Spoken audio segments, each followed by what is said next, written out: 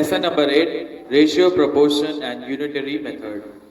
Ratio. In our daily lives, many times we compare quantities in terms of their measurements and magnitudes. तो यहाँ पे students chapter number 8 में जो कि है हमारा ratio, proportion and unitary method. तो सबसे पहले हम बात करेंगे कि रेशियो हम क्यों यूज करते हैं। रेशियो तब हम यूज करते हैं जब हम दो चीज का कंपैरिजन करें और वो दोनों सेम मैग्नीट्यूड की हो या उसमें सेम यूनिट हो।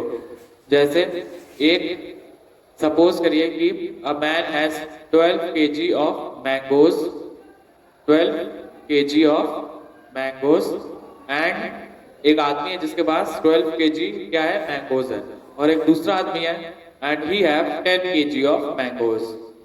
तो यहाँ पे देखिए मैंगोज और मैंगोज दोनों सेम है, केजी और KG the unit is also same. तो ऐसी कंडीशन में जब हम कंपेयर करते हैं सेम यूनिट्स को या सेम मैग्नीट्यूड्स को, उसी को हम कहते हैं रेशियो। तो इसका रेशियो क्या हो जाएगा 12:10। यहाँ पे हम दो कोलन लगा देते हैं, इसको हम कहते हैं is to, ठीक है। इसको हम पढ़ सकते हैं 12:10। अब हम इसको रिड्यूस कर देंगे, 2 से डिवाइड करिए, 2 6 12 और यहाँ पे कोलन 2 5 10। 6:5 के रेशियो में इन दोनों के पास ऑरेंजेस है, ठीक है, किलोग्राम में इन लोगों के पास मैंगोज है। तो इसी को हम कहते हैं रेशियो। तो इस चैप्टर में हम पढ़ेंगे कि रेशियोज को कैसे एक्सप्रेस किया जाता है, कैसे उसका यूज होता है सिंपल लाइफ में। सो नाउ स्टूडेंट्स, एक कुछ मैं आपको नोट्स बताऊंगा। यहाँ पे A and B are called the terms of a ratio. तो यहाँ पे जो 6 और 5 है इसको हम क्या कहेंगे, टर्म्स ऑफ रेशियो। क्या है ये, रेशियो की टर्म्स है और ये इसका मतलब होता है is to। इसका मतलब क्या होता है, is to। तो हम इसको पढ़ेंगे 6:5, ठीक है। और 6 और 5 क्या है, इसमें टर्म्स है। 6 and 5 both are terms. A is called the first term and B is called the second term. तो 6 है, this will be your first term and 5 as it is obvious it will be your second term। ये आपकी second term होगी, ये आपकी first term होगी। A upon B or B is to A is called the ratio of B is to A. Here first term is B and second term is A. Thus the order of terms in the ratio is important. तो order of ratio जो terms में होता है वो बहुत जरूरी होता है, बहुत ज्यादा इंपॉर्टेंट होता है। एक ऑर्डर में जो रेशियोज होने चाहिए वो एक ऑर्डर में होने चाहिए। अगर आप इसको 5:6 कर देंगे तो आपका आंसर गलत हो सकता है। तो यहाँ पे ये बताया गया है कि हमेशा ऑर्डर में रहना जरूरी है, ठीक है। Now students come to exercise 8.1 express each of the following ratios in simplest form. ये सिंपल है, 24:132 है, ठीक है। इसको मैं इरेज कर दे रहा हूँ। Problem number 1। सो यहाँ पे प्रॉब्लम नंबर 1 में देखिए क्या करना है, रेशियोज दिए हुए हैं, आपको रेशियोज को रिड्यूस करना है सिंपलेस्ट टर्म में। किसमें रिड्यूस करना है, सिंपलेस्ट टर्म। क्या है, 24:132। तो here simply you don't have to do anything, you just have to divide it by 2। Common number होगा जो इन दोनों को डिवाइड कर दे। So you have to divide these numbers by a common number. तो यहाँ पे 2 कॉमन ले लेंगे तो ये हो जाएगा 2 1 2 और 2 2 4, 2 6 12 और 2 6 12। 12:66। इसको हम अभी और रिड्यूस कर सकते हैं, ये हो जाएगा 2 6 12, 2 3 6, 2 3 6। इसको हम अभी 3 से रिड्यूस कर सकते हैं, 3 2 6, 3 1 3, 3 1 3। हमारा जो फाइनल आंसर होगा वो होगा 2:11। Two numbers are in ratio 7:5. If the sum of numbers is 240, find the numbers. तो यहाँ पे आप स्टेटमेंट बना लीजिएगा। Problem number 3, ratios of two numbers क्या है, the ratios of two numbers is 7:5। उसके बाद क्या है, if the sum of numbers, if 240, sum of numbers is 240। so यहाँ पे आपको फाइंड क्या करना है, you have to find the numbers। उसके लिए आप इसको x की टर्म में मान लीजिएगा, 7x + 5x = 240. So now here we will add 7 plus 5 12, x is equal to 240, 12 2 is 24 0, or x is equal to 20. So here students, our value of x is 20. So the numbers is 7x and 5x. 7x is equal to 7 into 20, or 5x is equal to 5 into 20. 7 2 is 14, 140, 5 2 is 10, 100. तो वहाँ जो दो numbers आएंगे वो 140 and 100 होगा. यहाँ पे answer लिख दीजिएगा. Two numbers are 140 and 100. Next आइए प्रॉब्लम नंबर 5. प्रॉब्लम नंबर 5 इसको आप खुद से करिएगा. Next students come to problem number 6. The angles of triangle are in a ratio of 2:3:4. Find the magnitude of each angle. ये भी सिंपल है. Problem number 6. So in problem number 6 आपको क्या दिया हुआ है? मैग्नीट्यूड दिया हुआ है. The angles of a triangle are in a ratio of 2:3:4. Find the magnitude of each angle. मतलब कितने डिग्री का एक एंगल बना है आपको ये फाइंड करना है. यहाँ पे आप लिख दीजिएगा ratios of angles of triangle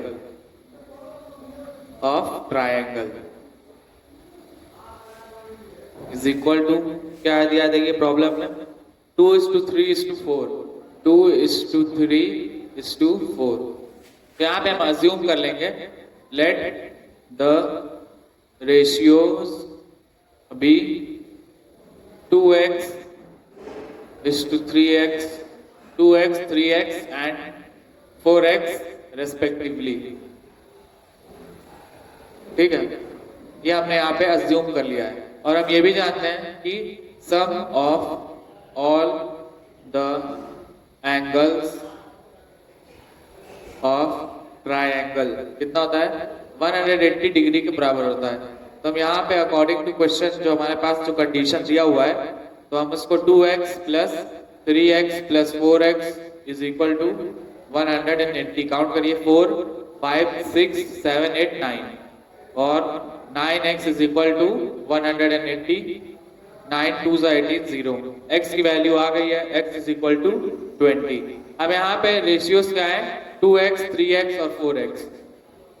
तो यहाँ पे लिख दीजिएगा first angle, second angle, third angle. पहले में लिख दीजिएगा क्या है? 2x. 2x मतलब 2 इंटू एक्स की वैल्यू कितनी है? 20. ये हो जाएगा 40 डिग्री. इसी तरह आपको ये जो दो हैं सेकंड और थर्ड इसकी वैल्यू आप लोग निकाल लीजिएगा. Now students come to problem number 8. Problem number 8.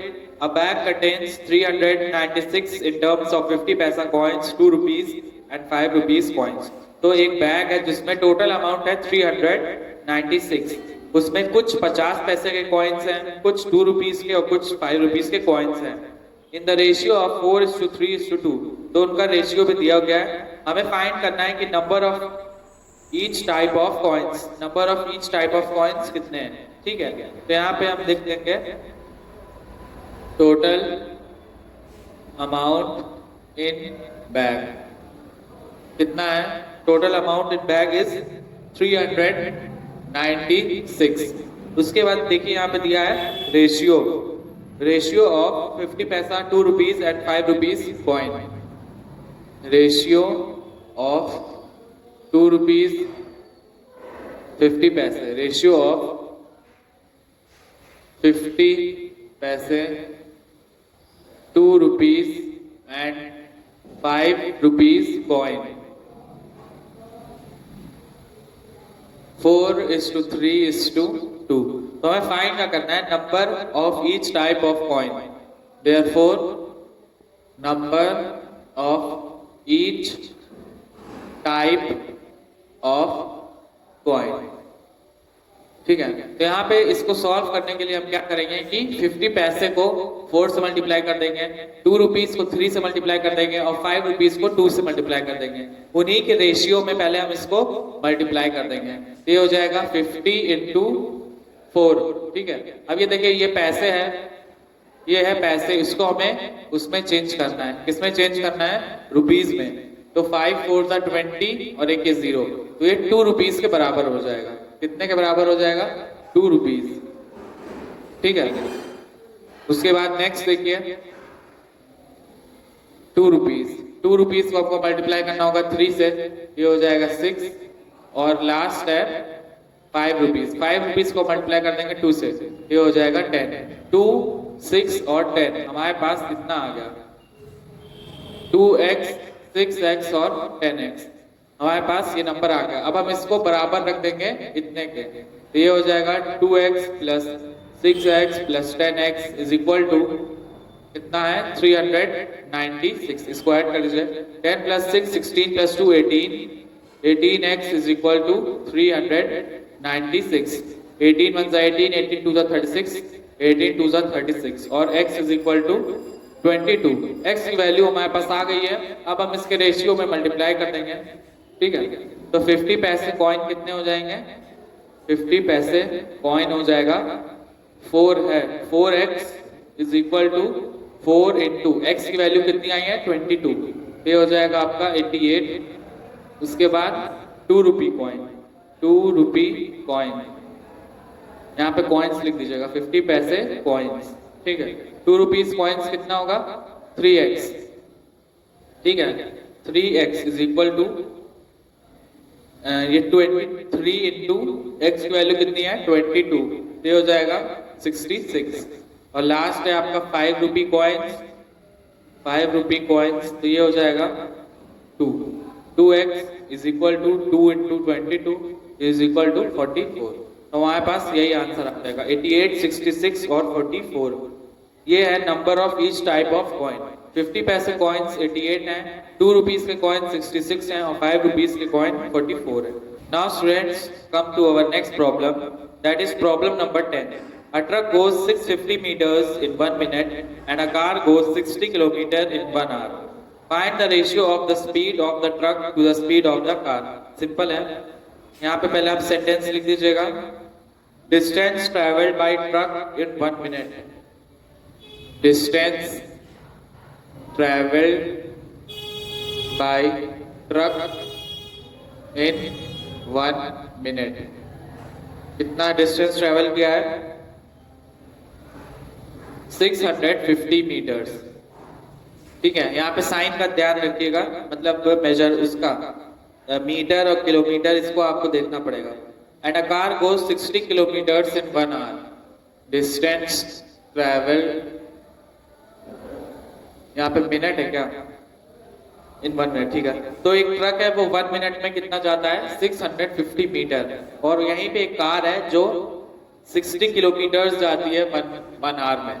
Distance travel by car in 1 hour is equal to 60 kilometre. यहाँ पे देखिए ये मिनट में है और ये आवर में है। तो सबसे पहले हमने आपको स्टार्टिंग में बताया था कि जो यूनिट होनी चाहिए सेम होनी चाहिए, तो पहले हम इसकी यूनिट सेम कर लेंगे। ठीक है।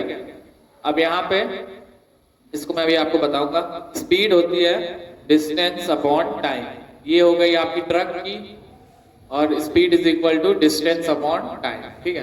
यहाँ पे स्पीड कितनी दी है? स्पीड नहीं दी है।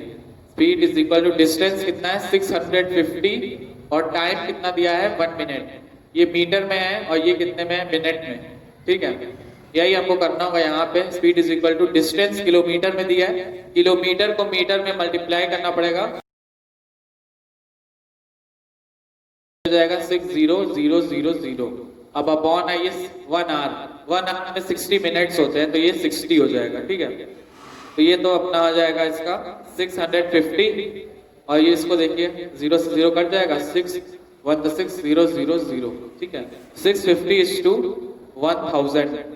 ये स्पीड है मीटर पर सेकंड में होगी, मीटर पर मिनट में। ठीक है। 0 से 0 काट दीजिएगा। अब 5 से करिए, 5 1 5, 5 3 15, 5 2 10 और 0।